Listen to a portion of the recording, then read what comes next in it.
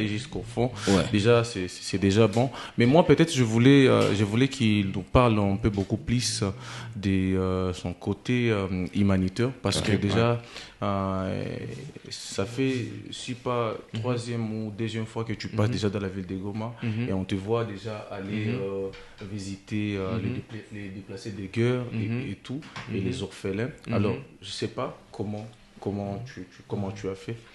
Bon, en fait, en effet, je peux dire, étant que Congolais, là, je m'adresse pas seulement à moi ou soit à vous, mais à tout Congolais. J'aime d'abord mon pays. J'aime ma nation. Je peux laisser tout le pays du monde pour rester dans ma nation. Parce que je suis Congolais. Quand je vois les gens de Goma, je ne me dis pas je suis Louchois, je suis Suseki, je me dis je suis Congolais. Tu touches à Goma, tu touches à moi. Tu touches aux habitants de Goma, c'est à moi que tu m'as touché.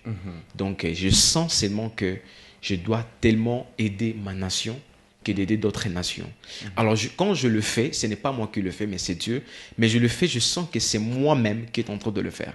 Je le prends à la place de réfugiés. Ce sont des gens qui ont besoin de l'affection. Ce sont nos sœurs, ce sont des enfants. Si elle essaie peut-être de vous dire son histoire, tu commences à pleurer. Ouais. Alors, je suis passé par là. C'est facile pour moi d'intervenir à ça. Alors, quand je le fais, c'est pour montrer aussi aux autres, tu peux le faire plus que moi. Ça ne suffit pas un député. J'étais carrément avec le porte-parole du président.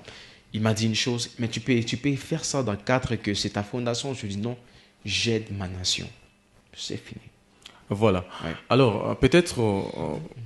Tu es un peu proche avec le président de la République, okay. Et tu es un homme dédié. Et toi, tu as vu en tout cas cette situation. Okay. Que le message que parfois, quand tu causes, quand tu parles même avec le proche du président, que le message que toi, tu leur apportes. Moi, en effet, je pense que plusieurs fois que je vais y avoir le chef de l'État, je n'ai jamais demandé quelque chose, ou soit de l'argent.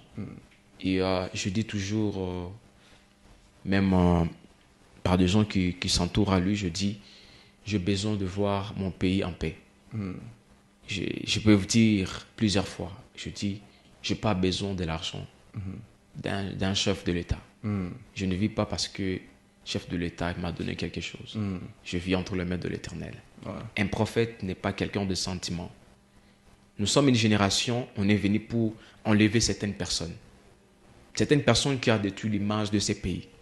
La plupart des personnes qui ont détruit l'image de ces pays sont des pasteurs, sont des prophètes, sont des serviteurs de Jésus-Christ, qui ont été corrompus devant le roi de la terre, devant le président de la République, à cause de l'argent. Moi, quand j'arrive là-bas, mon message est que Dieu veut qu'on puisse travailler dans la vérité. Mon message a toujours été la repentance. Okay. Et prévenez que je refusais de travailler à plusieurs manières parce que je veux que notre nation soit l'une des nations qui doit parler la vérité. Je suis là pour soutenir